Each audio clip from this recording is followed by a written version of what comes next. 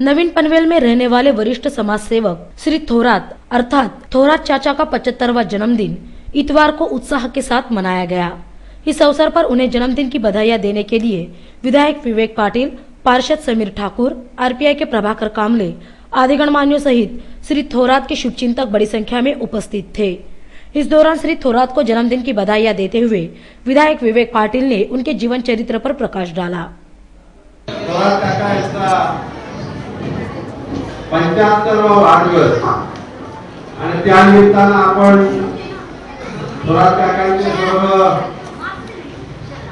कुटुंबीय आणि थोरात काकांच्यावर मनापासून प्रेम करणारे जमलेले सर्व माझ्या बंधू आणि भगिनी, तर थोरात काकाला काय शुभाशीर्वाद हे मी देऊ शकत नाही माझ्याप्रमाणे, पण एक अतिशय आदर वाटावा असं व्यक्तिमत्व म्हणजे थोरात काका आहे। 10 वर्षापूर्वी त्यांची माझी ओळख झाली एका आंदोलनामध्ये।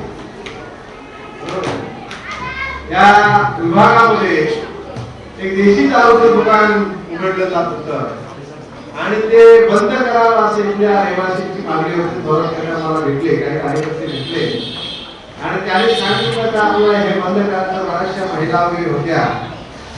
10 वर्षापूर्वीची गोष्ट आहे। 65 वर्षाचे थोरात काका सगळे जायचे आणि पोलीस केस असताना सुद्धा त्या शेल्टरला हात घालण्याचं काम त्या ठिकाणी थोरात काकांनी केलं ते सांगायला मला